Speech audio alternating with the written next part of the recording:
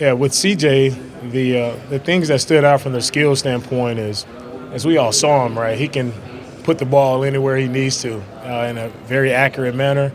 He did a very good job of just his demeanor. I think at that quarterback position, when you have a very calm demeanor and your teammates see that, right, it's a confidence, right? It's a calm confidence that kind of exudes throughout the entire locker room, and that's what CJ has, and I think those are the skills that allowed him, right, to be very successful as a rookie and have one of the best rookie seasons for a quarterback in our league's history. So very excited about what CJ did this year, but I'm also even more excited about the things that he can improve on and where he can get better, continuing to lead our team this next year. Definitely looking for a huge jump in his growth from year one to year two. With the amount of success that you all had on last season, do you feel like you're coming into this new season as the ones that are being hunted now instead of those hunted?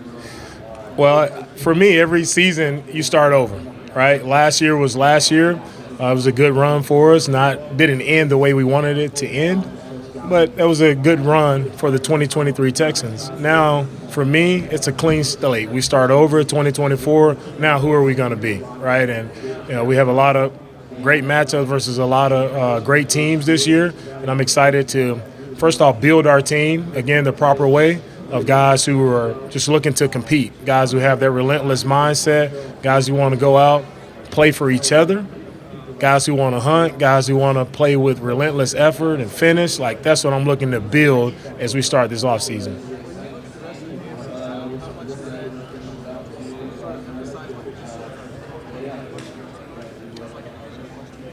Yeah, our division is definitely really good when you think about the young quarterbacks in our division. With the Colts, the Jags, right, the Titans, and us, we all have really young quarterbacks who all have bright futures. And so really, 4 really good teams in our division is going to be a battle each and every week that we play each other. But I'm excited about it, right? You want to play against really the top competition to see where you stack up, right? And I'm excited to see our team, right, develop and grow throughout the year and see where we end up.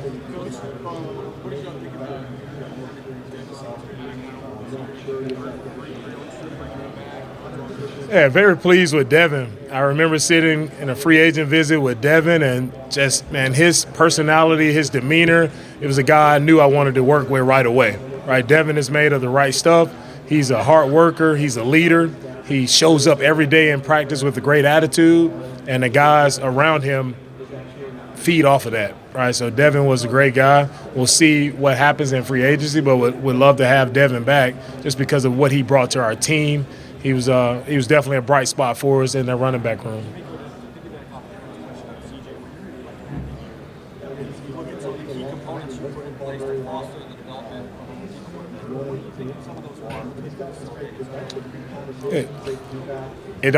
When we talk about his growth, I think it starts with the coaches that you surround him with. So we surrounded him with some young coaches, young talented coaches, and Bobby Slowik, Jerrod Johnson, also veteran coaches, and Bill Lazor and Shane Day, who's no longer with us. But we just surrounded him with the right guys in the coaching position, but also in his room, right? Having Case Keenum there, a veteran quarterback who's done it at a high level for a long time. So making sure that we had that balance around CJ. So if there's any questions, any things that he may ask or things that he can lean on guys who've been there, done that, seen that before, right? There was not a guy around him that he couldn't ask, he couldn't rely on, who can give him the answers and can share with them their experiences of how they've seen other quarterbacks, right, succeed in this league.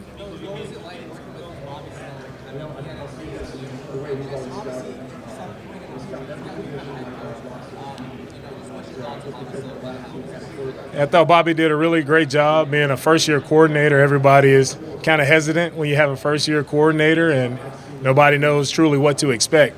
But for me, knowing Bobby and knowing how detailed he is in his preparation, right, how prepared he is, how he gets his coaches prepared, the way he teaches, like it showed up on the film, and I'm happy for Bobby that he was able to garner the success that he truly deserves, right? And Bobby's success doesn't happen without the players. So I never lose sight of this game is about the players, and it will always be about the players. As coaches, we're just here to assist the players, right, and support them in any way we can. But Bobby doesn't have that success without getting the right players and the players performing at a high level. You mentioned that confident demeanor that CJ had. What were some early indications that was his personality? Well, it started right here at the Combine, right? When you were evaluating young players, you see CJ come into our room in the formal interviews and just see, he had that calmness about him, right, in the room. And you can tell, for me, I can tell instantly, like, if a guy, has what it takes. Right? And I saw that in CJ when he first sat down and he began to speak to us about his background, right, and his college experience.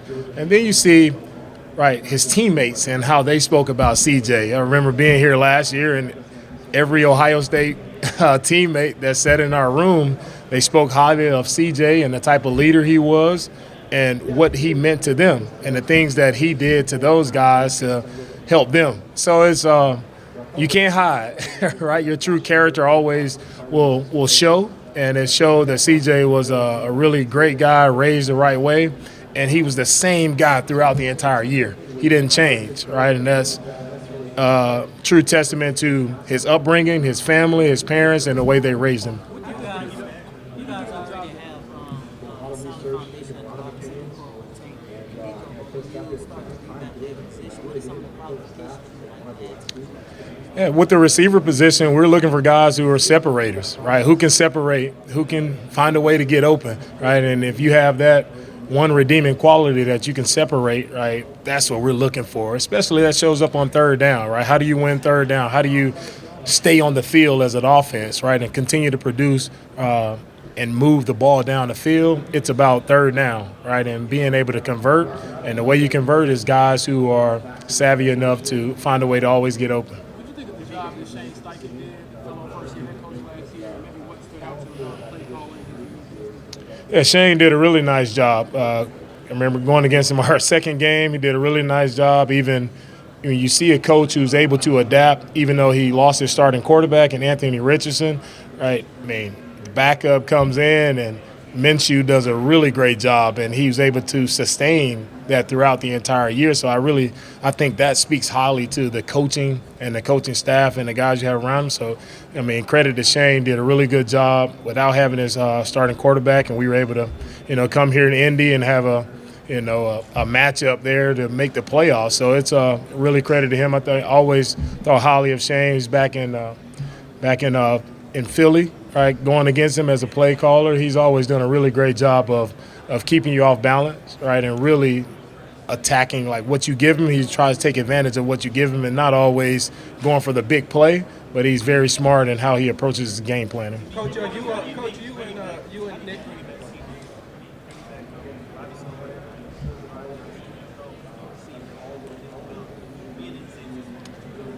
Well, bringing back Bobby and Jerrod, I think it helps with the continuity of our offense, right? With a young quarterback, young players around them, you want to continue to build on what those guys did this year. So I'm happy to not go into a new season here and we have to worry about, right, installing a new offense, right, or learning new terminology. So now we can hit the ground running. We can really build off of what we did, look at through our self-scout the things that we did well, things that CJ did well, and how can we continue to put him in those positions to succeed. Coach, on last year, you and Nick really, hit the lottery when it came to drafting CJ and Will. How do you all follow that up this year? Wow, that was an exciting draft last year to be able to get, right, two of the top players in the draft class last year, to get CJ and Will and two anchors for our team, for our locker room. That was very important for us to get both guys. How do we follow that up this year? We continue to add guys who fit the Texans culture, and that's guys who are made of the right mindset, guys who have that relentless mindset, guys who are true competitors, guys who love football, guys who love pushing their teammates to be their best, guys who want to be the best at what they do, right? If we add those type of players to our locker room, that's how we follow up a great draft from last year. Dalton Schultz, the guys that are free agents that you already have in the building. In an evaluation process, how much of an advantage do they have versus you being able to evaluate a free agent on another team where the guy's already been in the building? How do you kind of weigh that process of figuring out who to bring back, who to maybe pursue a free agent? Right. When you talk about free agents, when you have that firsthand look of the guys who you've spent day after day with, you know them. You know their strengths, you know their weaknesses, right? You know everything about the player. You know how they are when things get hot and heavy, like how do they handle it? So I think there is an advantage to, man, I know exactly who this guy is. I know exactly how he will respond, as opposed to reaching for someone you may on another team that you may not have much info about.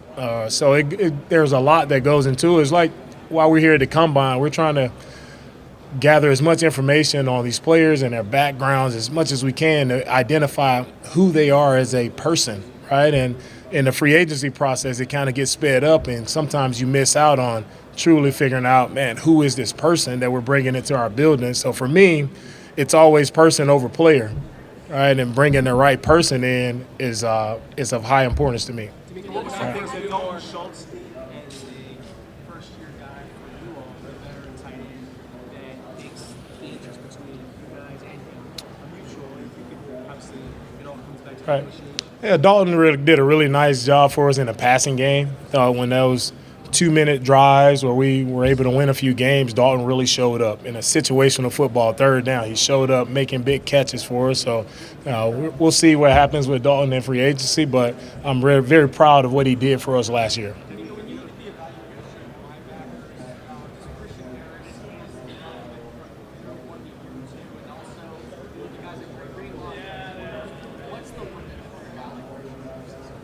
No, sky's the limit for Christian. Christian is one of the fastest linebackers that I've had a chance to work with. Very explosive, instinctive player. So I'm excited. I see last year as Christian's rookie year. That was his first year, and I'm excited to see him build off of what he did last year. As a head coach, how do you go about sort of scouting potential assistant coaches, keeping up with the pipeline from college, high school coaches, and around the league? And is that something that's challenging for a head coach to kind of know where they get to start? Yeah, it is. It's challenging to keep up with the coaches, but I think with me and how do you evaluate those coaches, you really rely on those people that they've been with, right? Coaches that they've been around and guys they have experience with, and you just want to learn how they are as workers, like how dedicated are those guys to perfecting their craft, right? Are they guys who have no ego and they're willing to do whatever it takes to just help the team? And I think that's how you truly define, right, good young assistant coaches. I tell coaches all the time, are you the best at what you do? Or are you looking to pursue something else, right, inside of doing the best job that you have, right? If you're coaching the tight ends, are you the best tight end coach? Are you a QC? Are you the best at breaking down information or getting the information to the coaches? Just be faithful over a few things, and you'll get blessed with more. Relationships kind of the only way to do that? Is there a way to go outside of, you know someone who knows someone who knows someone, and be able to evaluate someone who might be really smart and hungry and want it, but who doesn't know the same people, and for you to kind of know that they can help you too? I think it comes a lot. Also with coaching, it comes to with our scouting department who's on the road. They go to colleges and they see coaches. They're at practices, so they see these coaches actually in action, working with the young players, and that's where I gain a lot of insight from our scouts, our college scouts who are on the road, to see, man, how was this guy in his drills, right? And that speaks highly to me, and I gain a lot of information from our college scouts. All right, we're right. going to do the last one for Gio. Hey, what's up, buddy? So I wanted to ask, obviously having such a successful season this year, do you think that more GMs around the league are going to add former players to their coaching staff? Yeah, for me, with the success we've had, I'm excited to see more former players step into coaching, right, and become head coaches, because There are a lot of talented players, former players who've done it at a high level, guys who understand the game, guys who can connect and relate with players, and guys who can lead. So I would love to see even more former players step up and become head coaches. And I think you saw that, in this hiring cycle with Antonio Pierce, with Jerrod Mayo. Like, most guys are getting those opportunities, right? And I'm excited to see those guys be successful as well. Thank you, guys. All right. Thank you, guys. All right.